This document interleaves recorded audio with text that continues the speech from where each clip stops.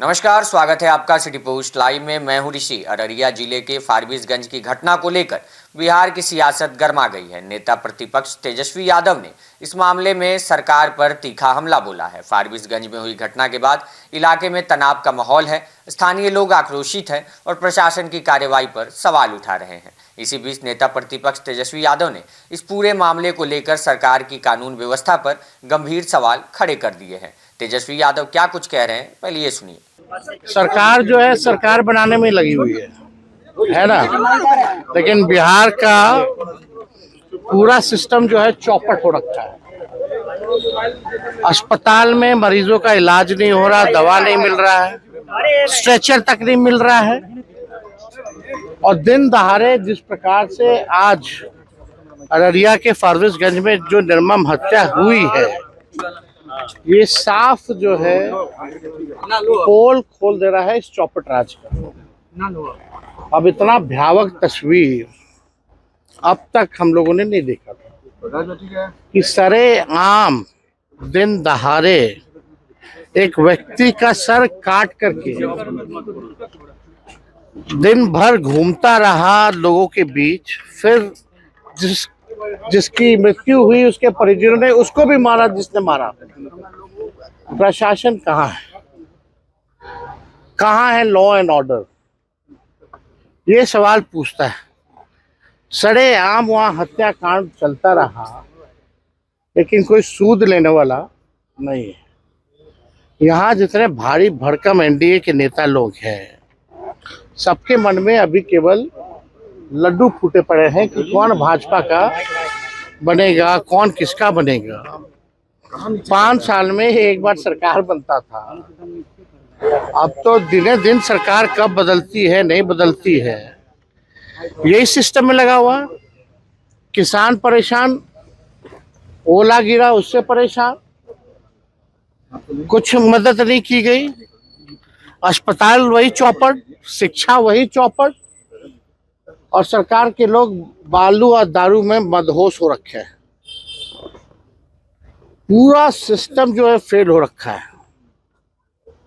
अब कोई main stream media तो नहीं दिखाएगा कि इस तरह की घटना बिहार में हो रही है, और वो भी तब जब बीजेपी के पास गृह मंत्रालय है।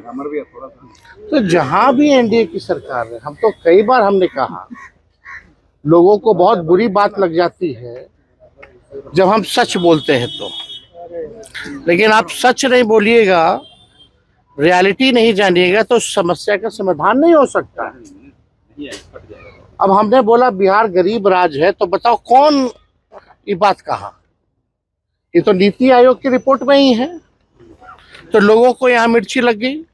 प्रति व्यक्ति आय में सबसे कम बिहार है, तो लोगों को मिर्ची लगती है। सबसे ज्यादा गरीबी, बेरोजगारी, पलायन यहाँ है। शिक्षा चिकित्सा के हर मामले में आप देखिएगा बिहार सबसे नीचे पायदान पे है, और 20 साल से एनडीए राज कर रही है। तो केवल भ्रष्टाचार में, और आप देखिएगा अपराध में नंबर 1 पर है, नंबर 2 पर है बिहार। अब फिर गाली लोग तेजस्वी को देगा, आरजेडी के लोगों को देने लगेगा, लालू जी को गाली देने लगेगा। तो इन लोगों को कोई काम नहीं है। बिहार हाथ से निकल चुका है। एनडीए के लोग, बताओ, डबल इंजन की सरकार, कोई पैकेज नहीं है, कुछ नहीं है। लोगों को पेंशन नहीं मिल रहा है, सैलरी नहीं मिल रहा है। कर्मचारियों का तो छोड़िए, हाल क्या है, मंत्रियों को, हम लोग को सैलरी नहीं मिला अभी तक। ये हालत हो चुकी है बिहार में। प्रशासनिक अराजकता के साथ साथ पूरा जो सिस्टम जो है, पूरा खजाना खाली हो गया। ठेकेदारों को पैसा नहीं मिल रहा है। कहाँ है बिहार? अब बात करेंगे ऊंची ऊंची, तो पूरी तरीके से गुंडा गर्दी जो है अब तो सड़कों पर नजर आ रहा है दिन दहाड़े। अब आए कोई केंद्र का नेता भाजपा का, अब बोलो कि सर नहीं कटा है। लोग नाक कटवा दिया बिहार का, तो इन लोगों से कुछ होने वाला नहीं है।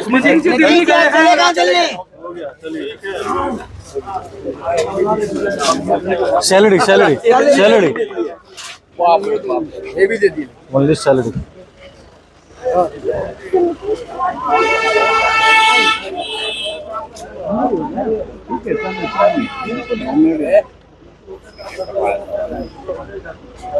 आपसे बढ़िया मेरे में आ जाएगा।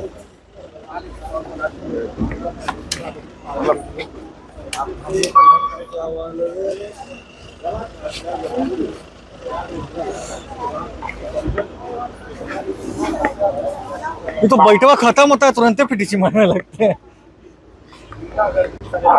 सैलरी की खबर है ना, हम लोगों को सैलरी नहीं मिला अभी तक।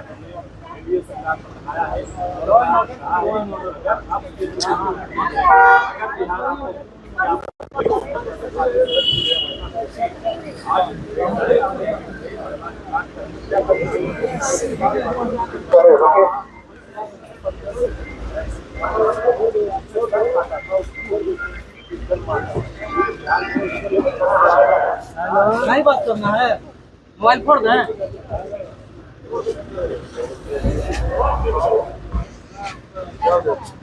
मोबाइल फोड़ने के लिए ऐसे मना देखो तो